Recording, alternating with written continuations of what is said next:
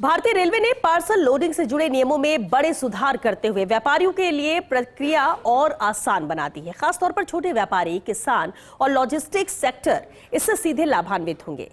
क्या है ये नए बदलाव और कैसे मिलेगा फायदा, देखिए रिपोर्ट।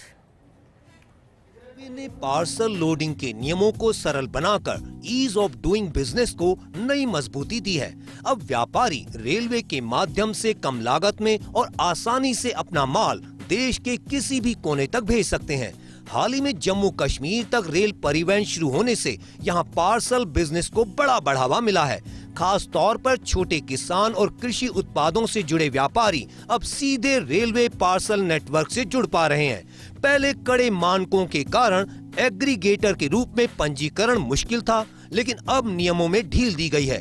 जम्मू डिवीजन में अब 20 से अधिक एग्रीगेटर पंजीकृत हो चुके हैं। पार्सल लोडिंग के नियमों में बदलाव, 50 लाख रुपए नेट टर्नओवर की शर्त खत्म। एग्रीगेटर बनने का शुल्क 20,000 से घटाकर 10,000 रुपए प्लस जीएसटी। पीसीईटी टेंडर में 10 करोड़ टर्नओवर की बाध्यता हटाई। ई ऑक्शन में वीपीज और एसएलआर्स के लिए भी टर्नओवर शर्तें समाप्त। इन बदलावों के बाद एग्रीगेटर्स की संख्या 24 से बढ़कर 102 हो गयी। 13 सितंबर से बडगाम से दिल्ली के आदर्श नगर तक पार्सल कार्गो एक्सप्रेस शुरू। अब तक बडगाम से दिल्ली भेजा गया 5,380 टन माल। दिल्ली से बडगाम वापस आया 4,055 टन माल। नियमों में सुधार और आंकड़े दिखाते हैं कि नए क्षेत्रों में रेलवे पार्सल सेवाओं को तेजी से अपनाया जा रहा है। रेलवे ने अपनी पार्सल नीतियों में बदलाव किया है और ये बदलाव उस चीज़ का द्योतक है कि कैसे जो है हम यात्रियों, जो हमारे कस्टमर्स हैं, जो रेलवे के माध्यम से अपना माल ढुलाई करना चाहते हैं, पार्सल ले जाना चाहते हैं, उनको और कैसे हम ईज़ ऑफ डूइंग बिजनेस के माध्यम से बेहतर सुविधा प्रदान कर सके।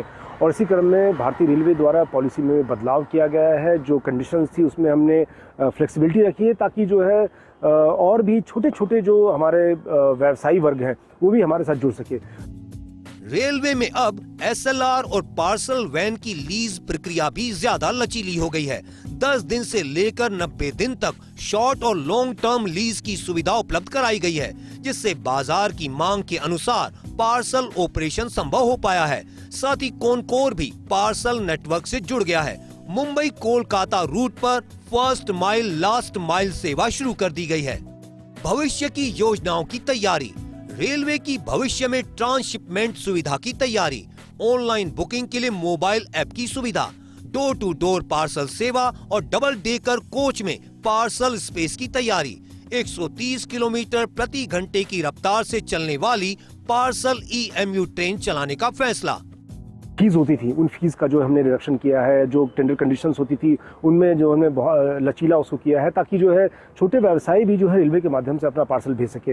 इसके अलावा जो कंडीशंस होती थी जिसमें कि माल जो वाहक है जो आकर के और जो वहाँ पे मैनुअली जो काम करते थे उनको अब हम ऑनलाइन ऐप के माध्यम से भी जोड़ने की कोशिश कर रहे हैं। तो ये सारी चीज़ नए प्लेटफॉर्म के माध्यम से ईज़ ऑफ डूइंग बिजनेस करके हम ये पूरा प्रयास कर रहे हैं कि जो भी कस्टमर्स है, हमारा छोटे कस्टमर भी हैं, खास करके उनको हम जोड़ सके रेल से और जो वो अपना सामान रेल यात्रा के माध्यम से ले जा सके। इन सुधारों से न सिर्फ पार्सल परिवहन तेज और सस्ता होगा, बल्कि छोटे व्यापारियों, किसानों और लॉजिस्टिक्स सेक्टर को भी नई रफ्तार मिलेगी। भारतीय रेलवे का यह कदम आत्मनिर्भर भारत की दिशा में मजबूत प्रयास माना जा रहा है। रेलवे के ये बदलाव पार्सल बिजनेस के लिए तस्वीर बदलने वाले साबित हो सकते हैं। आने वाले वक्त में पूरे देश भर में इसका असर नजर आने लगेगा। कैमरा पर्सन साहिल के साथ Ziauddin Khan, first India news, Jaipur.